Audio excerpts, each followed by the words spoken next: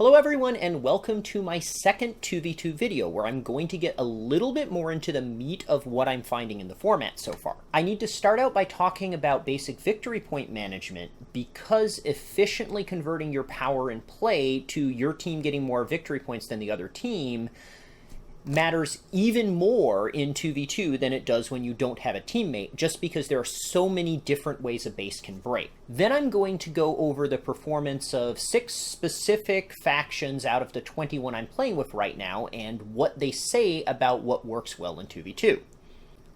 In 1v1 and in free-for-all multiplayer, most of us know the basic victory point tactics pretty well already. In 1v1, you prefer to attack bases, that is, move them closer to breaking, with a 2 victory point difference between first and second place rather than a 1 or 0, just so that when you break a base, you gain more of an advantage over your opponent. You generally cash in a base on your own turn when you can, and if you can't, you set up a threat for one of your own future turns while making it awkward for your opponent to break a base on their own turn. Exactly how you execute is going to vary from matchup to matchup and based on the position in the game. In free-for-all games, every time you add a player, setting up threats for your own turn gets to be a little bit harder because more stuff goes on between each of your turns. And in contrast, as you add players, you gain opportunities to set up a situation where one of your opponents can break a base between your turns in a situation that benefits them and you to the detriment of 1 or 2 other players. Which one of these works how well varies a lot based on the game situation and also on your group's playstyle. If a group just likes to spread out to multiple bases at once, setting up your own threats for future turns gets better because it's less likely that your cards will get discarded from a base break before your next turn. Movement cards also get better. Anything that affects stuff in play gets better when players spread out more. On the other hand, if Tar Pit shows up with its insane 9 victory points for a 16 break point, you probably have no time to set up for your next turn, and you need to figure out how to make that incoming base break good for you. What works well also varies based on which deck scares the other players. If you play a setup deck and both your opponents think it's the biggest threat, expect them to base break your stuff out of play.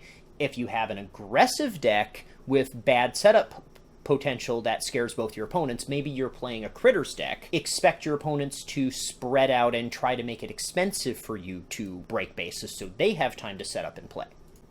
Now we get to 2v2, and you have 3 other players acting in between each of your turns, so it's fairly hard to set up threats for your next turn, but you also can't work with one opponent against the other because they're on the same team. Most of your best threats come from setting up things that will work on your teammate's turn rather than on your own. Now in 2v2, victory point differences when a base breaks get more complicated because each team has 2 players who can potentially grab one of the 3 victory point totals or tie with someone else and maybe have all 4 players score. On average, the team that gets more victory points in a 2v2 base break seems to get about 3 victory points more than the losing team, and this comes from, again, on average, the winning team collecting first and third, while the defending team collects second place. And the 3 victory points works out for 4-2-1, 4-3-2. A 5-3-2 will turn out to be 4 victory points, and of course, if you dominate a base, you can get as many as 7 or 8 victory points, and sometimes a base that's well defended by the team that isn't grabbing first place can turn into a draw or 1 victory point to one side or another. So tactically, if you can break a base and it works out well for your team, you generally do so. If you can't do this, you really want to look to secure second place if the player to your left breaks a base, and ideally bump the player to your right down to 4th so they're not getting anything. If you succeed in this, a base break by the player on your left will typically be at best +1 victory point for their team, while if the player on your left doesn't go for a base break and your teammate base breaks, you can get something closer to that 6 or 7. Basically, controlling second and third place makes a huge difference in victory point margins and can be just as important as which team breaks more bases. So now I get to factions, and I'm going to start with those that have the worst time in 2v2 relative to how they do when they don't have to deal with a teammate. And number one on the I don't like this format list would be the Rockstars. Rockstars are normally great until you put them on a team, and then they run into the problem that if you play the Rockstars way, you're not being a good team player.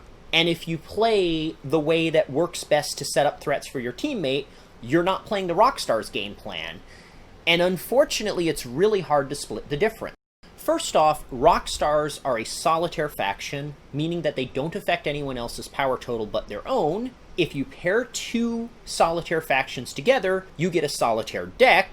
If you have a solitaire deck on your left in a 2v2 game, then you can look at the end of your turn to make sure that both you and your teammate have more power than the player on your right, and the solitaire deck, if it breaks the base, is not looking at better than +1 victory point, often 0 or -1. On top of that, you can tie your teammate, and if the player on your left breaks the base on their turn, they can't do anything about that. Now, if the player on your right has specials, this is less safe, but still, solitaire decks have a vulnerability that you can attack in 2v2 games. However, Rockstars perform worse than I would expect from just them being a solitaire faction. Steampunk Ants and Zombies are all also solitaire factions, and they perform only a little bit below average in my 2v2 games. Rockstars have a second problem, the problem that they struggle to set up threats for their teammates' turn if they play the Rockstar way. In order to understand why Rockstars do a poor job of setting up situations for their teammates' turn, you have to take a look at their minion setup, and you have to take a look at how a generic faction sets up to secure second place and give their teammate a great opportunity on their teammate's turn. Usually, you would set up with your 4 and 5 power minions, or with multiple minion plays that leave stuff in play, while not necessarily getting destroyed by removal or movement. And the main point is that you want to use your 4 and 5 power minions for this a lot. Rockstar's 4 and 5 power minions have talents. You get the most use out of them when you're breaking a base on your own turn because you're getting your benefit out of the talent on your own turn. If the talent minion goes away on your teammate's turn, the talent did nothing. Enough about Rockstars. Let's move on to some solitaire factions that do a little bit better.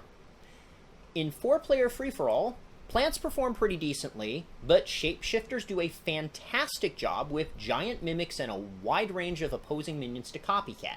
Both of them take an expected step downwards in 2v2 because solitaire decks aren't bad in 4-player free-for-all, but they are bad in 2v2, but both also share a second problem.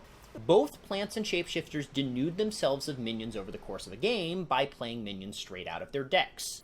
4-player games usually don't last long enough for this to become a huge problem, except in 2v2.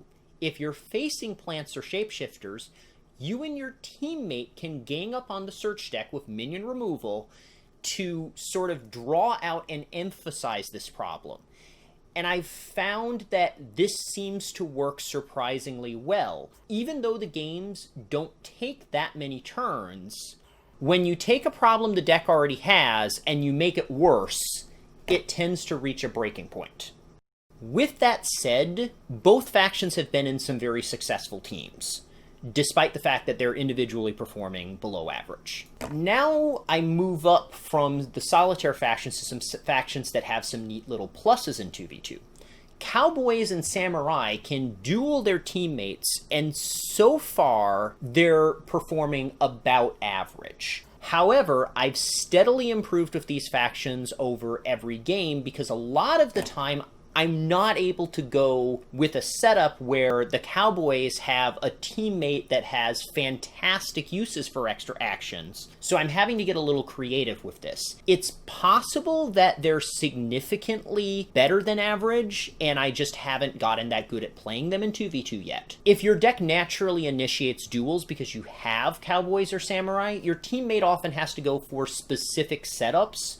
so that you dueling them allows them to self-buff into a base break, and you often also need to ask your teammate, how much can you self-buff in a duel, because you need to know how big your teammate can make their minions during your turn. And if you get this all right, you can often get an extra 2 victory points or so by collecting first and second instead of first and third. This is definitely good. I'm just not sure how good it is yet, and I may never be entirely sure because they're hard to play well.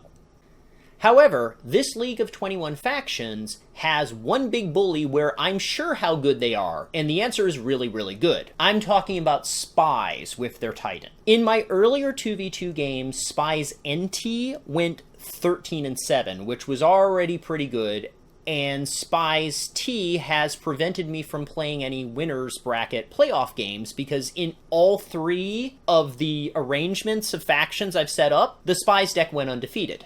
So now they're 7-0 and waiting for someone to knock them off in a future group. I want to emphasize that each team of 2 decks has 4 factions in it.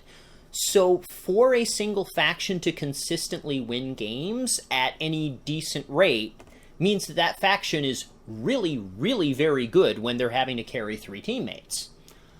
Now, some of this comes from the Spies Titan working out particularly well in multiplayer games where you have a teammate who wants you to do well. Their Titan can potentially gain a counter every individual player's turn, but most of the time your opponents don't want to look at cards on the top of their deck if they don't have to when it gives you a counter. However, in 2v2 you have a teammate who absolutely wants to hand you a counter on their team if they can, and that 2 power per turn can get pretty oppressive when you add it to a deck's normal performance. On top of that, the Spies can also help their teammates' consistency a lot. I find that missing minion plays due to bad draws loses a lot of 2v2 games, and Spies can do a lot to prevent that. Between their Titan looking at the top of frequently their teammate's deck, Spy looking at the top of their own deck so they can spare their Titan for their teammate's deck, 3 copies of Operative which look at the top of everyone's deck, the Spies can really create situations where their opponents regularly miss minion plays, and the Spies and their teammate just don't. That is not to be underestimated in the 2v2 format. Spies also have 2 specials which tend to be really, really good in 2v2. When you don't have a teammate, in order for a special to do you good, you have to have an opponent who's close enough to your power total that you step into a higher victory point place over that opponent when the base breaks. In a 2v2 game, the Spies can potentially destroy a 3 power minion to give their teammate a base win, which means that there's almost twice as many situations where the Spies can play their specials and get victory points for their team out of it than the situations the Spies would have if they didn't have a teammate. Basically, specials are really scary in 2v2. And that's all I have so far. It's hard for me to look at the factions that are doing almost as well as Spies because really the Spies have dominated enough that nobody else is in clear second place. So I may come out with sort of performance reports on a few other factions, or I may play like one more group of 5 teams for this, and then call this 21 faction league done for now, with the Spies being the victor. We'll see.